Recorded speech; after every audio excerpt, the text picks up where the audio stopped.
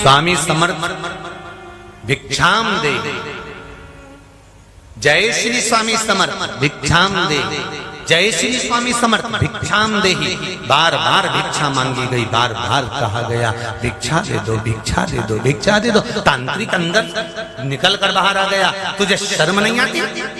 दूसरे का जय जय घोष करता है, मेरे दरवाजे से भिक्षा मांगता है, तुझे सोचना चाहिए। शिष्य ने कहा, जिस गुरु का चेला हूं उसका जय घोष करने में क्या जाता है? अगर मेरा शंकर मुझे दे रहा है तो श्री शिवाय नमस्तुभ्यं बोलने में क्या जाता है? अगर वो दे रहा है तो नमः शिवाय, ओम नमः शिवाय, षडाक्षर मंत्र, पंचाक्षर मंत्र, द्वादशाक्षर मंत्र बोलने में क्या जाता है? वो दे रहा है तो उसका गुणगान क्यों ना करें? मेरे बाबा दया करना, मैं तेरे भरोसे हूँ, मेरे भोले दया करना,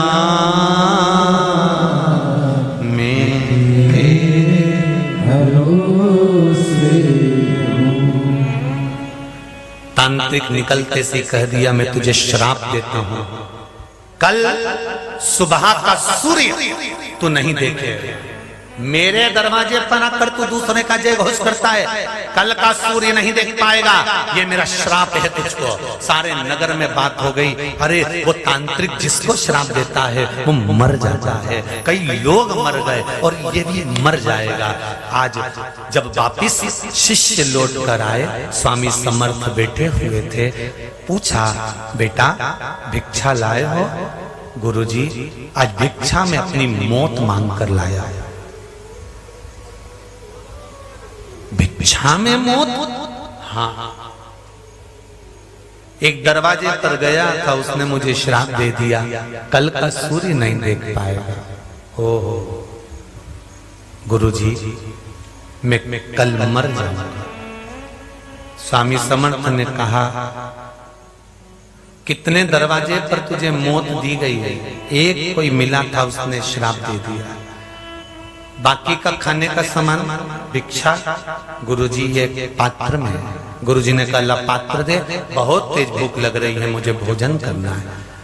स्वामी समर्थ ने भोजन निकाला, पाया, चेले को दिया, ले तुम भी पाओ। गुरुजी कल मरना है और तुम कह रहे हो कि भोजन करूं, एक अन्न का दाना मुंह में कैसे जाएगा? अगर कल मरना है तो मैं कैसे भोजन कर सकता हूँ? गुरुजी ने कहा, मरना तो व्यक्ति को है, इसलिए भोजन तो करो, मरेंगे जब देखा जाएगा, तुम तो करो। देखिए वही शब्द आ गए, जो होगा जम के बोलो जरा, देखा जाएगा।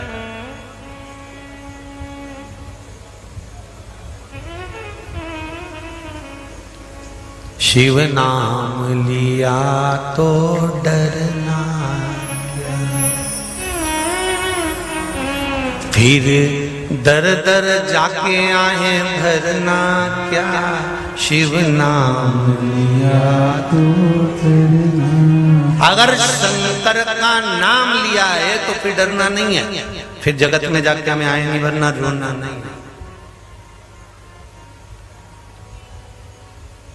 फिर क्या सोचा?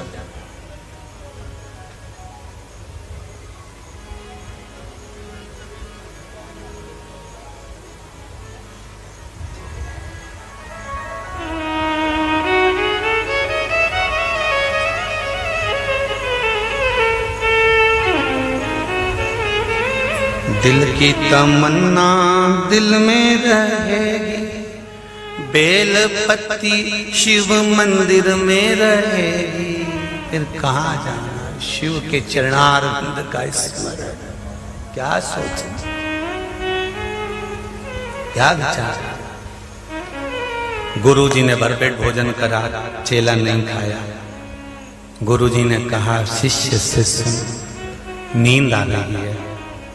गुरु देखो कितना प्रबल होता है, मौत को देख रहा है कि चेला मरने वाला है, तो भी उत्सव मना रहा है। सुन, मुझे नींद आ रही है, थोड़ी देर चरण दबा देगा क्या? गुरुजी हाँ, एक बात कहूं, स्वामी समर्थ से कर रहे शिष्य, कल मरना ही तो है, आज गुरु की सेवा करके ही मर जाऊं तो अच्छा। तो गुरुजी ने भी कह दिया, पक्का, बिल्कुल पक्का, चरण मत छोड़ना मेरे, पूरी रात दबाते रहना, पूरी रात, 1 मिनट के लिए छोड़कर मत जाना, मेरे पांव बहुत दुख रहे हैं।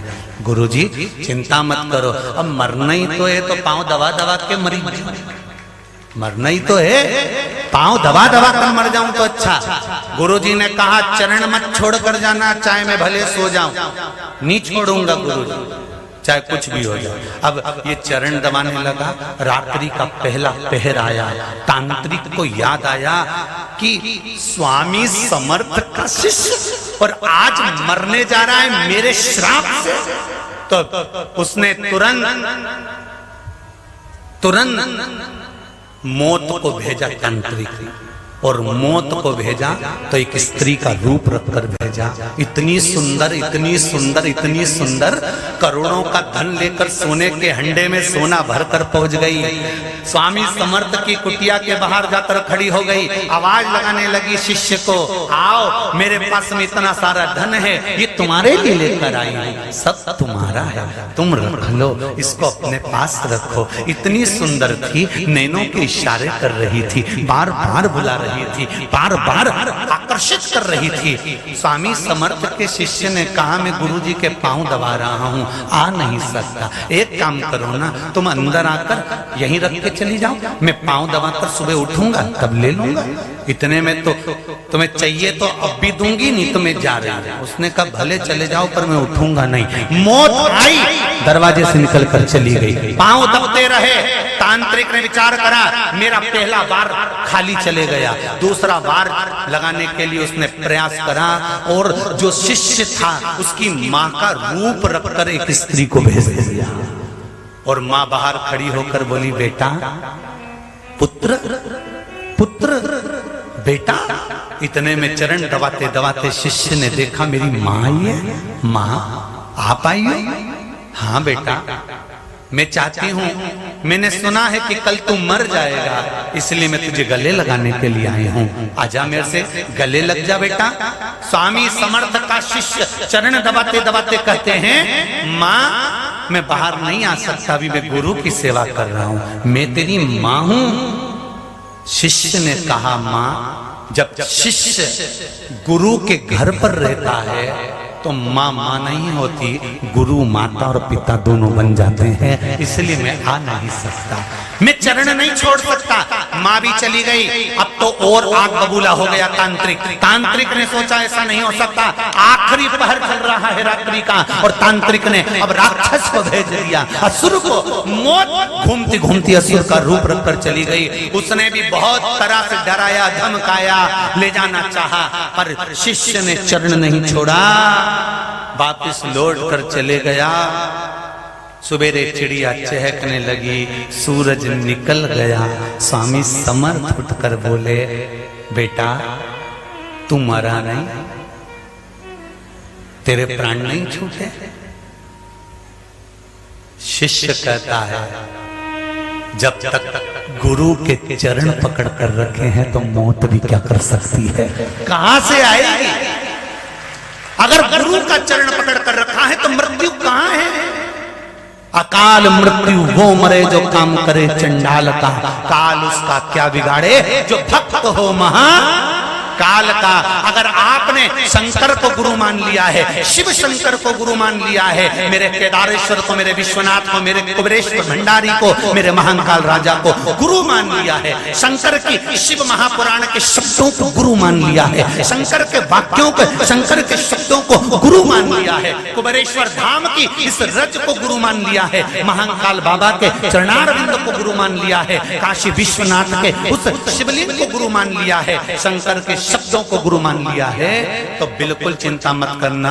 इस गुरु को पकड़ कर रखना, उसके चरण को पकड़ कर रखना, यह पक्का है कि जिंदगी में दुख नहीं आ सकता, सुख की अनुभूति होती ही रहेगी, खुशियां मिलती रहेगी, प्रसन्नता आती रहेगी, जीवन में कभी खड्डे में नहीं जाओगे।